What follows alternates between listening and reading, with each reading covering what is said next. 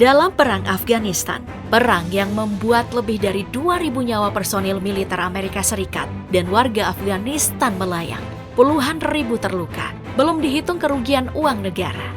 Kali ini, aku ingin mengingatkan kalian tentang 2 dekade lebih yang lalu. Tapi buat kalian yang lupa ataupun belum tahu, sangat penting untuk kalian tahu tentang bagaimana perang ini terjadi. Mengapa Amerika Serikat bahkan rela kehilangan banyak tentaranya di Afghanistan. Untuk menjawab itu, semuanya dimulai setelah serangan 11 September tahun 2001. Betul, semuanya dimulai setelah serangan 11 September tahun 2001.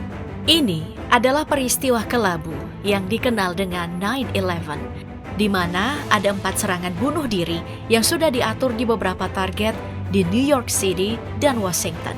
Tepat di hari itu, di pagi hari, 19 pembajak membajak 4 pesawat jet penumpang. Para pesawat kemudian dengan sengaja menabrakkan pesawat 2 ke menara kembar World Trade Center di New York yang langsung runtuh hanya dalam 2 jam. Kemudian menabrakkan pesawat ketiga ke Pentagon di Virginia. Dan satunya lagi gagal mencapai target dan jatuh di lapangan dekat Shanksville, Pennsylvania. Tuduhan pun langsung jatuh ke Al-Qaeda. Awalnya pemimpin kelompok Osama bin Laden membantah terlibat. Kemudian pada tahun 2004 mengklaim bertanggung jawab atas serangan itu. Meski sampai sekarang serangan itu penyebabnya juga masih abu-abu dan masih banyak klaim yang syarat dengan teori konspirasi. Tapi sejarah yang kita baca atau yang kita tahu, serangan dilakukan disebabkan karena dukungan Amerika ke Israel, keberadaan tentara Amerika di Arab Saudi, dan sanksi terhadap Iran. Semuanya adalah akumulasi yang membuat Al-Qaeda pimpinan bin Laden melakukan serangan ini. Lewat perintah George Bush saat itu, Amerika Serikat mengumandangkan perang melawan teror, menyerang Afghanistan untuk menggulingkan Taliban yang melindungi anggota-anggota Al-Qaeda. Praktis, sejak saat itu, perang berkepanjangan mewarnai hari-hari di Afghanistan. Jika kebanyakan perang yang melibatkan Amerika Serikat setelah Perang Dunia hanya berbentuk perang proksi, tapi dalam perang ini Amerika Serikat yang turun langsung. Bahkan ini jadi perang terlama yang pernah dilakoni Amerika Serikat bersama sekutunya NATO dan negara-negara mitranya. Amerika Serikat mengerahkan pasukan militernya ke Afghanistan di bawah mandat Dewan Keamanan PBB.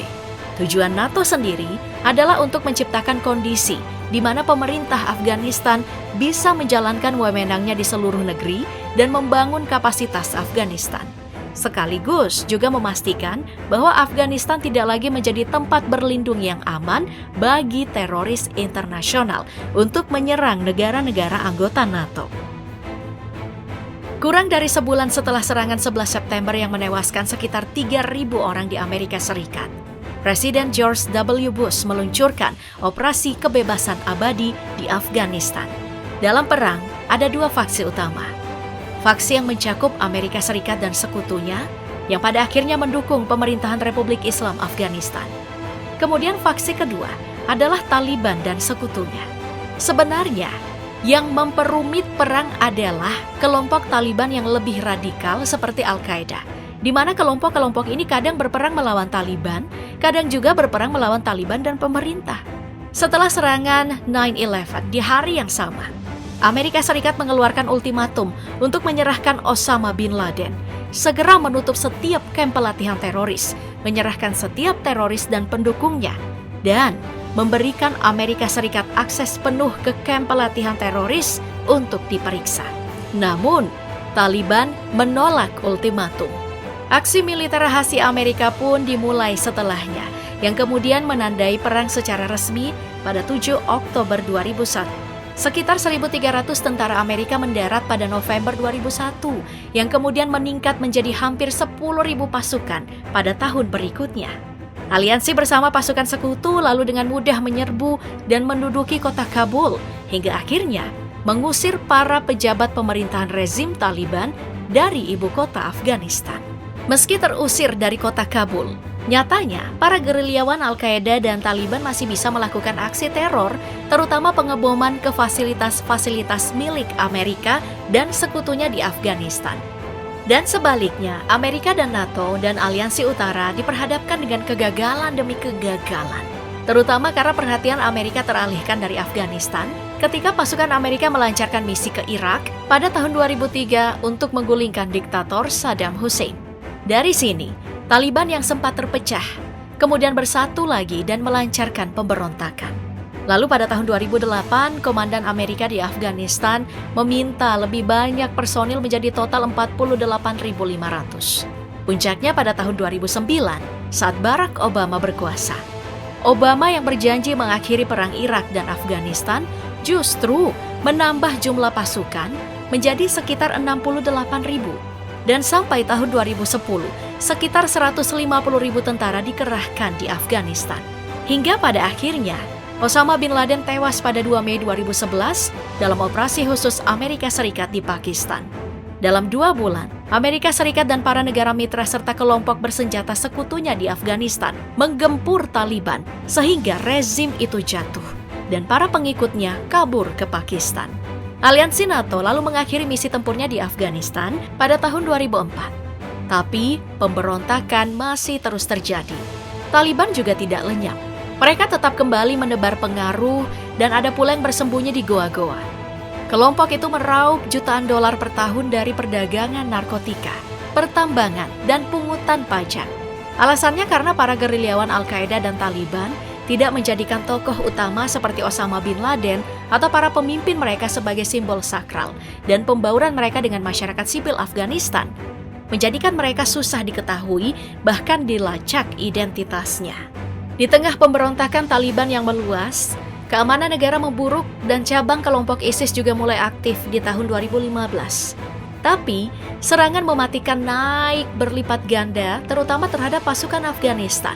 Amerika Serikat juga kemudian memilih untuk meningkatkan serangan udaranya. Karena milisi yang berlipat ganda, CIA dan NATO mencurigai kalau pemerintah Rusia ikut membantu kelompok milisi Al-Qaeda dan Taliban baik dalam segi finansial, persenjataan maupun amunisi dalam perlawanannya menentang pendudukan pasukan Amerika dan NATO di Afghanistan.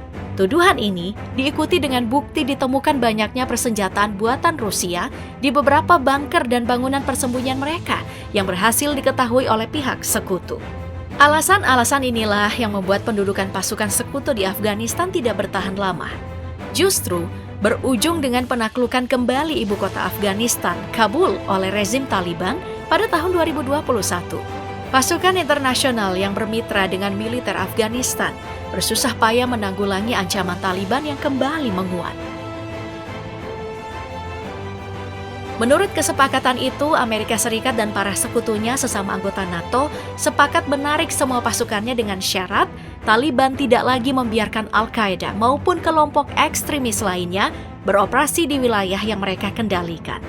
Setelah 20 tahun dan jadi perang terpanjang dalam sejarah Amerika Serikat. Akhirnya, Amerika Serikat lewat Kepala Komando Pusat, Jenderal Frank McKenzie mengumumkan pada tanggal 21 Agustus 2021 menarik semua personilnya dari Afghanistan. Dan ini jadi evakuasi militer non-tempur yang terbesar dalam sejarah Perang Amerika Serikat. Pasukan militer Amerika Serikat terakhir meninggalkan Afghanistan 1 menit sebelum tengah malam di Kabul, menggunakan pesawat angkut militer C-17 yang merupakan batas waktu yang diberikan Taliban kepada Washington. Ini juga sebagai penanda kalau operasi kebebasan abadi sudah tidak abadi lagi. Perang Amerika di Afghanistan menimbulkan kerugian yang sangat besar bagi Amerika Serikat, rakyat Afghanistan, dan negara-negara lain selama 2 dekade. Perang tersebut menyebabkan kematian 2.324 personil militer Amerika Serikat, 3.917 kontraktor Amerika Serikat, dan 1.144 tentara sekutu. Pemerintah Amerika Serikat menghabiskan 2,3 triliun dolar atau lebih dari 25.000 triliun rupiah. Dan ini adalah kerugian yang paling besar bagi Amerika selama perang. Keluarnya Amerika Serikat dari Afghanistan merupakan kekalahan memalukan karena justru mengakibatkan Taliban mengendalikan kembali Afghanistan. Mereka menciptakan krisis pengungsi karena banyak warga Afghanistan yang melarikan diri. Taliban masih jauh dinyatakan kalah dan justru tetap menjadi kekuatan yang besar. Al-Qaeda, ISIS, dan kelompok militan lainnya juga tidak lenyap. Mereka bangkit lagi dan terdorong oleh kepergian sisa-sisa terakhir pasukan Barat.